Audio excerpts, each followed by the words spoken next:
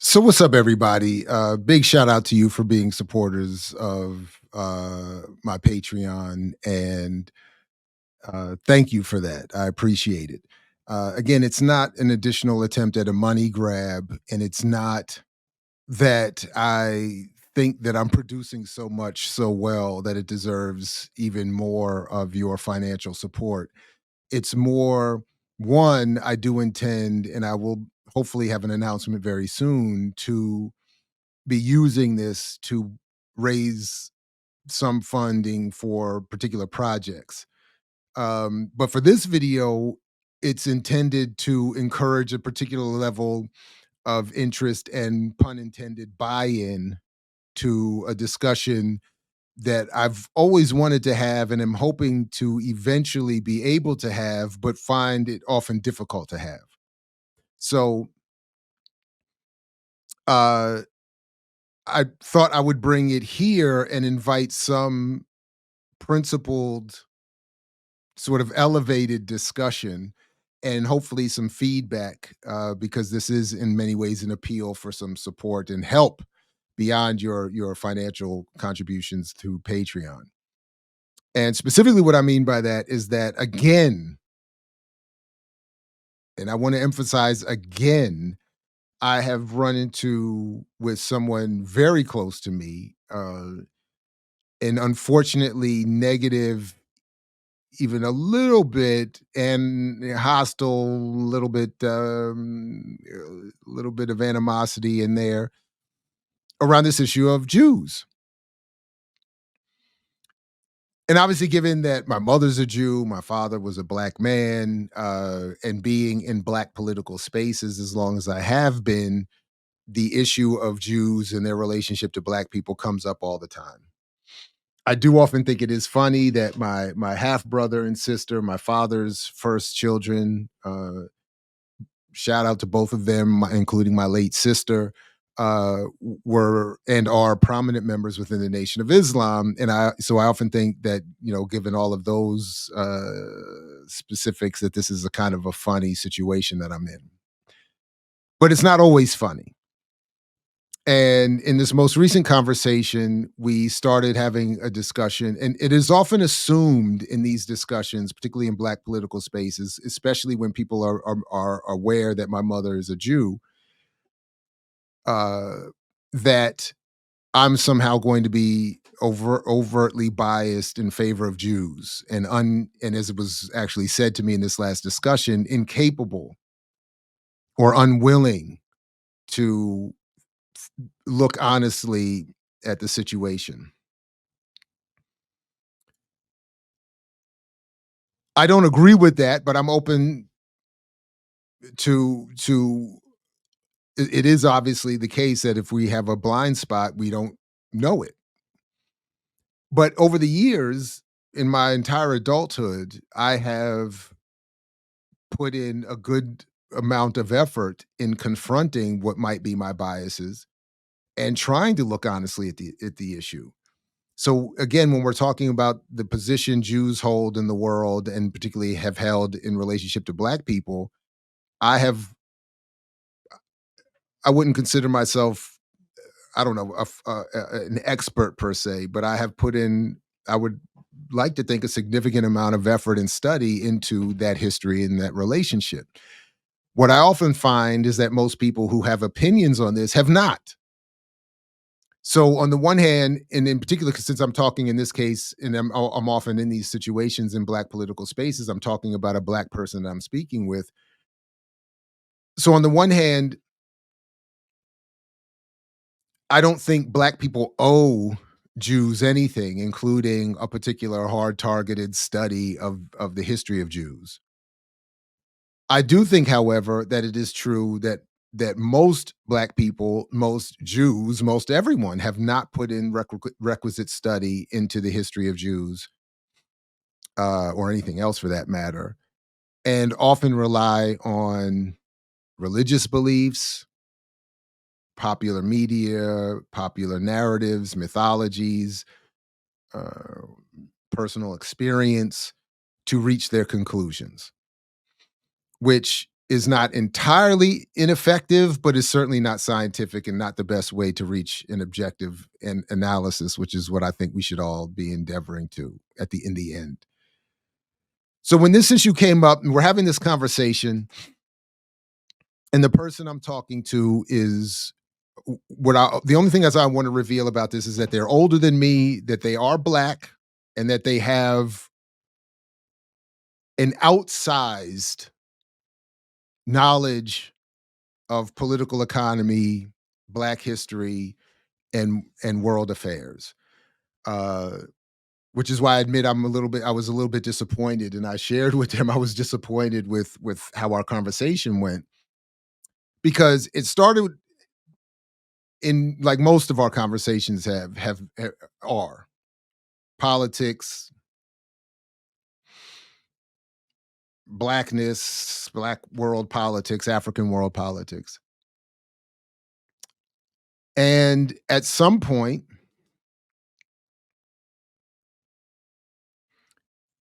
this person said to me, because of obviously what's going on in the world, how is it that Benjamin Netanyahu and Israel are getting away with what they're getting away with? And the joke started with Netanyahu must have something on world authorities that is allowing him to get away with what he's doing. And then to make a longer story shorter, it quickly, I would argue, devolved into a more stereotypical discussion, a cliche discussion of Jews outside power in the world. So I figured with this person in this moment, I would do what I often don't do, which is let me follow up on this a little bit to see where you're coming from. Because I get it beyond some of the again cliches and stereotypes and whatever.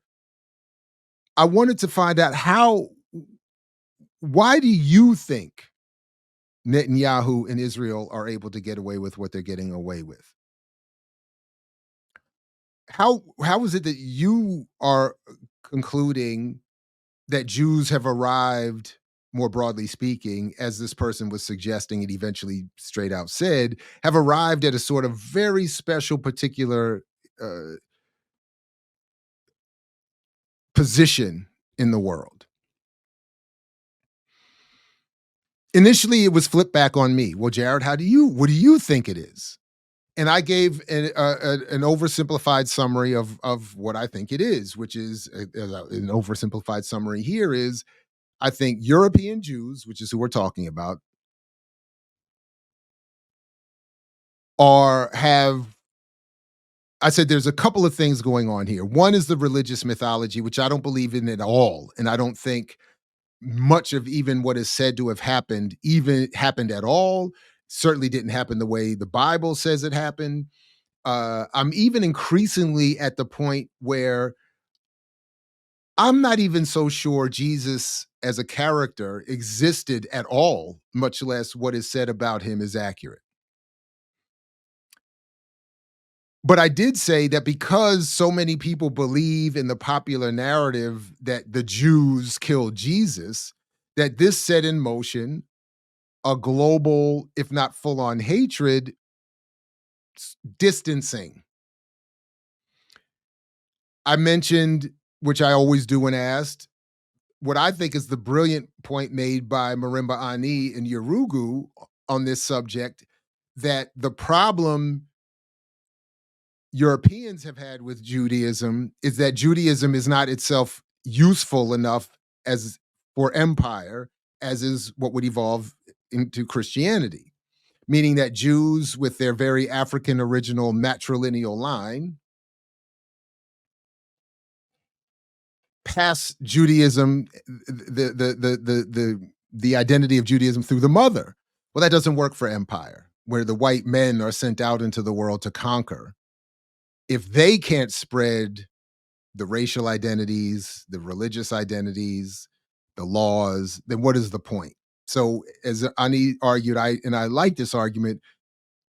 the European worldview required the evolution, so to speak, of a new religion, and then here comes Christianity.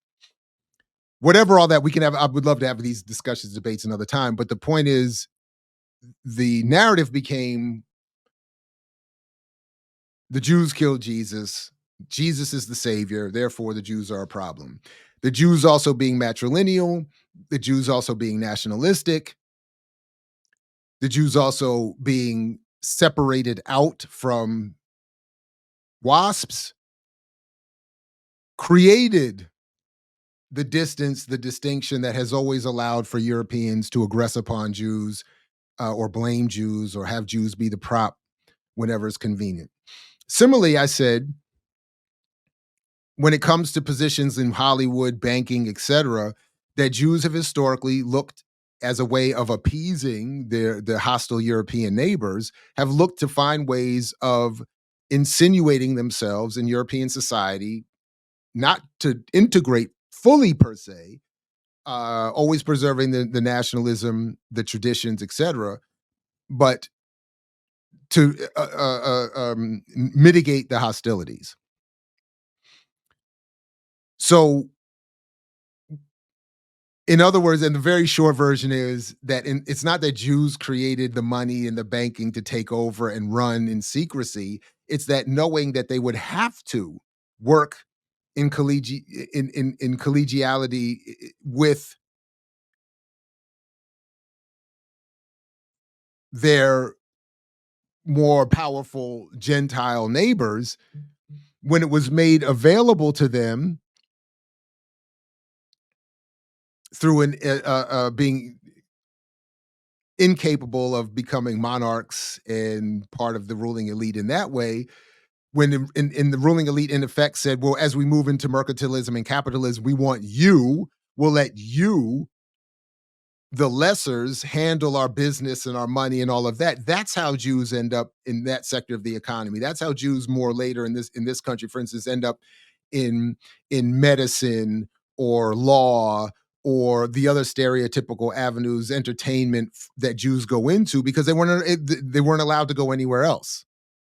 They weren't allowed to be presidents and for even a long time political leaders of any kind. So it was understood, we'll let them go into these other avenues, and they did.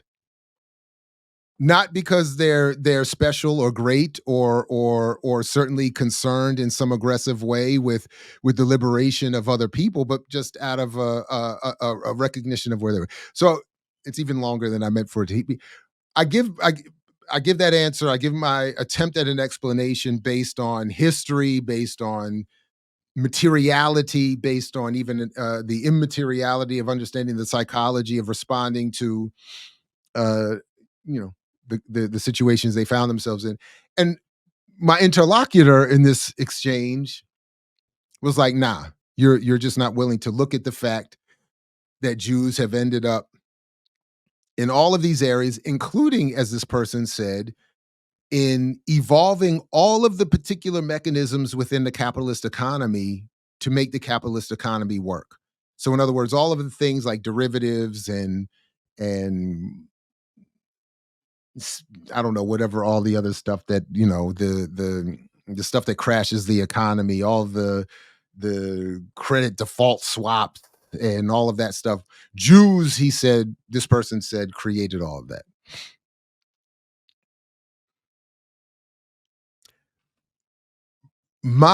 As I said to this person, my answer for this, or my attempt at an explanation, explains this reality. I can logically follow a material historical analysis that leads me to understand why Jews would, even if what this person said about them creating everything in capitalism is true. I can explain that. My answer explains that.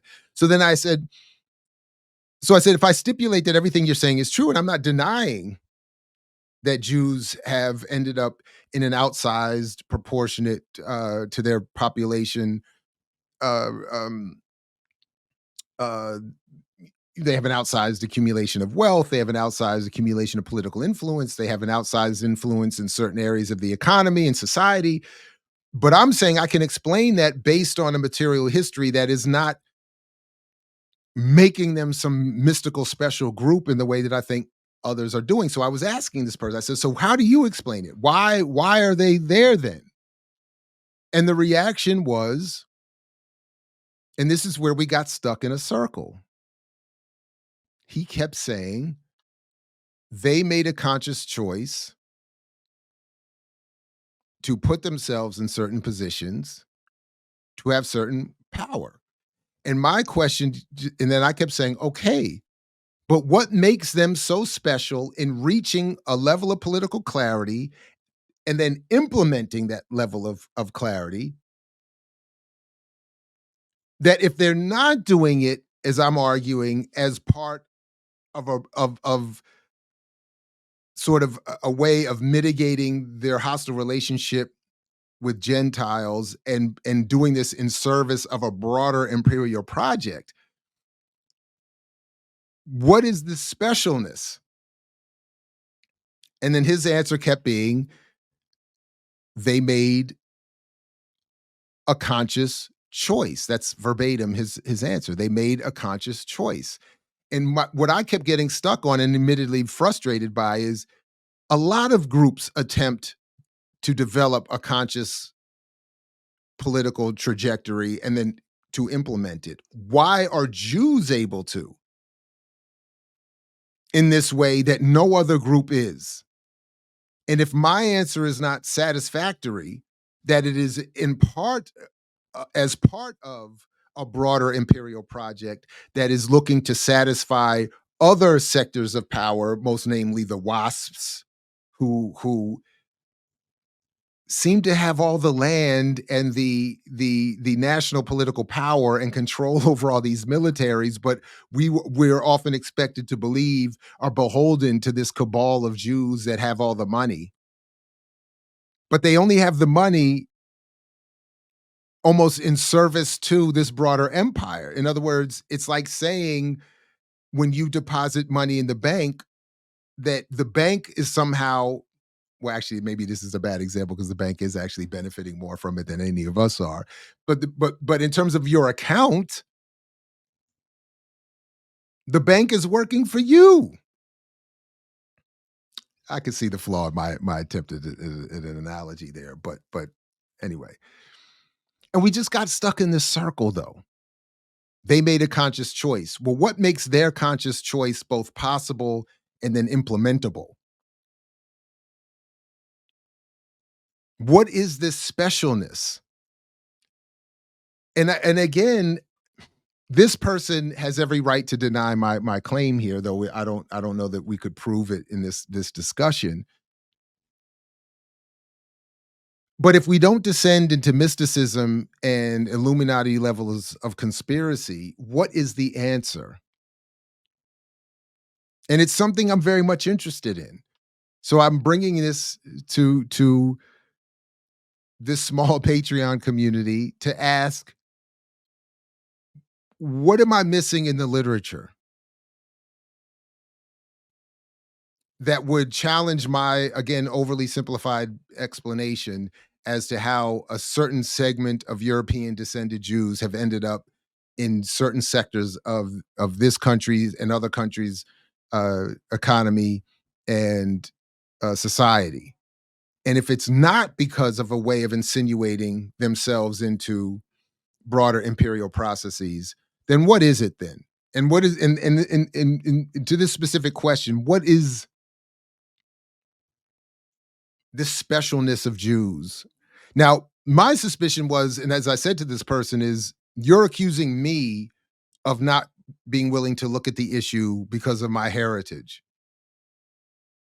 I'm accusing you of not looking into this issue closely enough because of your heritage. And by that, I mean, if I'm meant to check my bias because my mother is a Jew, why aren't others asked to check their bias because their mother is not? And I think too many of us get wrapped up in our own bias. We have not put in requisite study, in part because of our bias telling us, I don't need to know any more about this than I already know. So, when asked for a step by step explanation historically based in materialism and history, what is it about the Jew, this European Jew, that creates this specialness that I'm missing? And again, I admit personally, again, with my background, my family, this has been a lifelong issue. And I will admit again, I have never been satisfied with the level of analysis brought to bear on the question from either side. So, a couple of quick anecdotes here. Years ago, and I wish I had a recording of it. I don't know. Maybe it's in the Pacifica Radio archive somewhere. I did an interview with Cedric Muhammad about the history, the secret relationship between blacks and Jews that is published by the Nation of Islam. I've read uh, both volumes. Years ago, I went into the footnotes and wanted to see if I could prove or disprove their argument.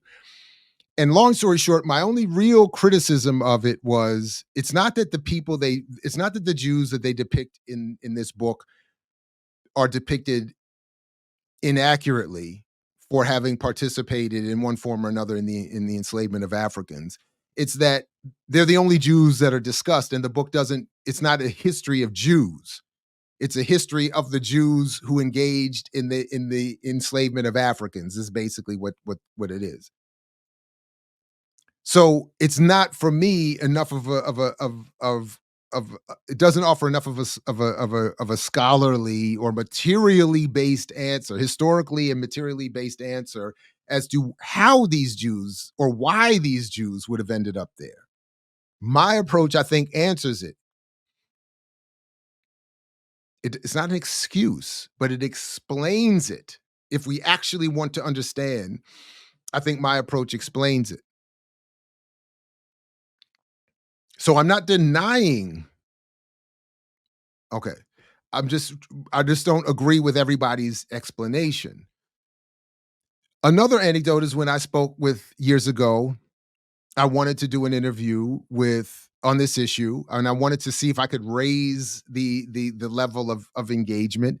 And at this point, and this is years ago now, I went to Phyllis Bennis, who some of you may recognize as a woman and a Jew and a political leftist and someone who was written on and even had a left leaning critique of what is going on between Palestine and Israel. I wouldn't say she's a radical or revolutionary, but she's no dummy and she has an experience with these issues. And I asked her, can we get into a discussion? I want to set up a public discussion around this situation between black people and Jews. I want to see if there is any potential in elevating. And her response was